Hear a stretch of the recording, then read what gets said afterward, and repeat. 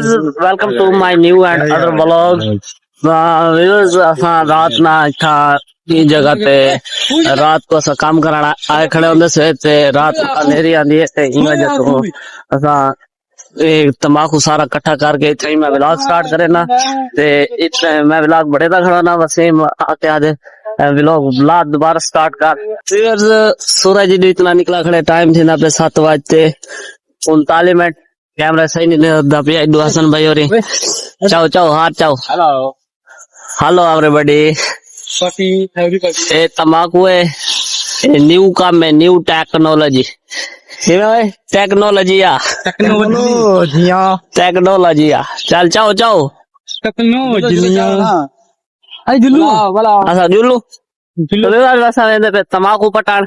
तम्बाकू किवे पटेने से सावा सावा तम्बाकू खड़े तो सब पिछले ब्लॉग है दिखा उसी थोड़ा जैसा सही में एक बूटा पाट के दिखेंगे तो आज जैसा क्लियर रही जिਵੇਂ असा तम्बाकू पटेसू जिਵੇਂ पले पैसू क्लियर है तो ब्लॉग है दिखेसू क्लियर टोटली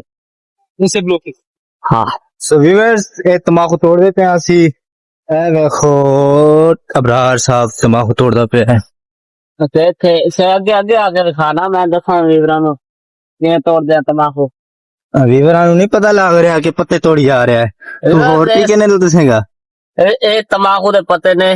ए तम्बाकू की केड़े काम आंदा ओ केड़े काम आंदा या सिगरेट ए दस ना उन्हां नु नहीं वीवरां नहीं पता है केड़ी चीज दे पत्ते ने ए सिगरेट दा तम्बाकू है ओ केड़ा तम्बाकू होर होंदा ओदे पत्ते थोड़े बारीक होंदे ने ना मोटे ते बारीक मोटे ते गोल होंदे ने मोटे ते गोल ए फिर सिगरेट वाला तम्बाकू है यार सही तरीके से पटेने ओए ये सारा ये मैं तम्बाकू पटेना बैठा मुझे वसीम भी पटेना बैठे ते एक केड़ी वजह तू पटेने बैठे से गुरबत दी वजह तो है गुरबत ते कुछ चीर घटा लखा जैस ई वजह तू असा मुल्तान तो अपने गांव तो ऐसे पाक पतन शरीफ और एंटरटेनमेंट वीडियो निसे दे सकते तो हुण असा व्लॉगिंग करने दी वजह से साकू टाइम नहीं मिलता एंटरटेनमेंट वीडियो बनावन दा मतलब साकू हैप्पी करन दा मजाया वीडियो बनावन दा ता ते आई वजह तू व्लॉगिंग कीती रखदे से वो भी बड़ी मुश्किल नाल टाइम निकलदे ता व्यूअर्स ई काम तो असा दिहाड़ी कितना कमांदे से वो तुसा शेयर एक निकता वदे ओ क्या है तू सुना 500 कमाता हूँ 700 खाता हूँ घर वालों को कॉल करो किराया भेजो मैं घर आता हूँ। अगर ये सादा हाल है दिहाड़ी दा 500 कमाने 700 खाने तुसा साडे घर वाले को आखो कमेंट साडे कॉल कमेंट भेजो असा कमेंट तारा पढ़ के दे घर वाले को कॉल ते आखसू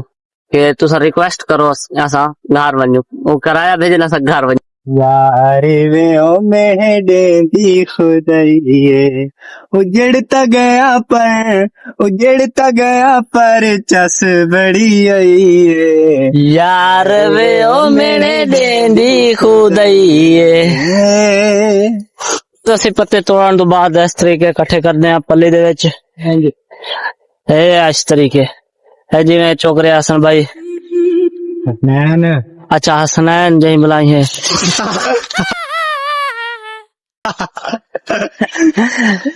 फिर पल्ली बांध के फिर उस तंबू थले लै जाने ओ जेड़ा नजर आंदा पे खंबे दे परले पासे पंजाबियां दे नाल आके फसे हां पंजाबी दी लत्ता बावां हर चीज तोड़ी जाने आ यार कोई गल नहीं